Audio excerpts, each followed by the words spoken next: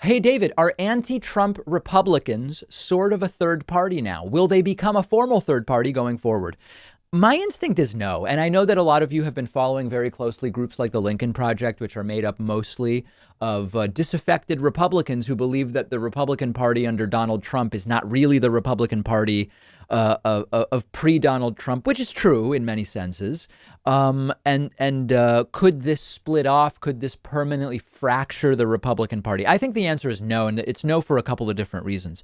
Number one, if the Republican Party more formally fractures and you've got sort of like the Trumpian Republicans and then more traditional pre-Trump Republicans, it helps Democrats dramatically because it splits the right wing vote. Republicans know this, and so it would be dealing a huge amount of self-inflicted damage. If the Democratic Party doesn't split, a split in the Republican Party destroys the possibilities of many Republicans from getting reelected. So on a practical level, I don't think they're going to do it.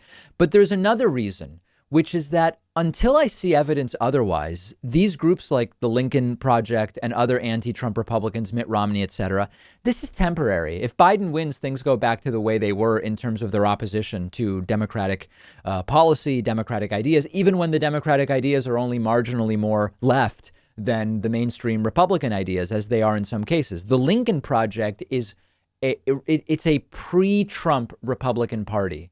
And that means that it is immediately going to go back to saying what Joe Biden wants to do is bad. Joe Biden building a climate proposal on the Green New Deal is bad. Joe Biden wanting to uncap Social Security earnings and eliminate the stepped up basis clause and all of they're against all of that stuff. And so, but my belief is that this ends as soon as Donald Trump is out of office. Now, there's one sort of caveat to this.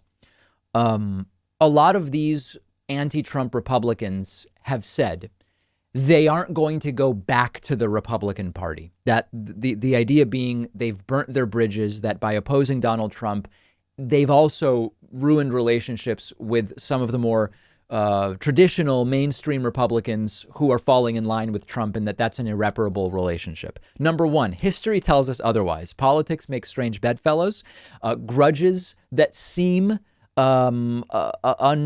unforgivable, so to speak, end up being forgiven either explicitly or implicitly, and those same alliances end up being formed. So I just don't believe that the bridges have been burned permanently. The bridges can be rebuilt. But number two, you can be out of the Republican Party in some kind of strict technical sense and still oppose Democrats and still end up voting for future Republican candidates. So it's partly that I don't believe them, but partly it could be a technicality. Now, in terms of my view, I would love multiple parties and I would love a different voting system. I've said before, the best path to empowering parties other than Republicans and Democrats in the United States involves serious campaign finance reform, number one. And number two, a different voting system than first past the post, because for as long as we continue to have first past the post, the spoiler effect of supporting a third party candidate is too great. If I love the Green Party and then would vote Democratic and really don't want a Republican, I risk putting the Republican in office by voting for the Green Party. If on the right, I'm actually, I don't know, some far right neo-Nazi and I want David Duke, but if it's not David Duke, I'd prefer Trump.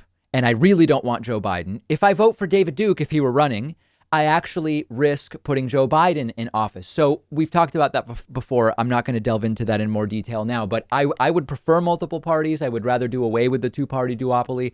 I'm very interested in proportional representation systems, the likes of which we have, we see in other countries, although I understand the risks of that and I'm not ignoring them. But until we do campaign finance reform and have something other than a first past the post system, unless we go in the direction of proportional and really think through what that would look like, we're going to see the two-party duopoly maintain. And that is an unfortunate reality that we have to contend with. We have a tremendous bonus show for you today. Get instant access to it, instant, by becoming a member at joinpakman.com or becoming a patron at patreon.com/David Pakman Show.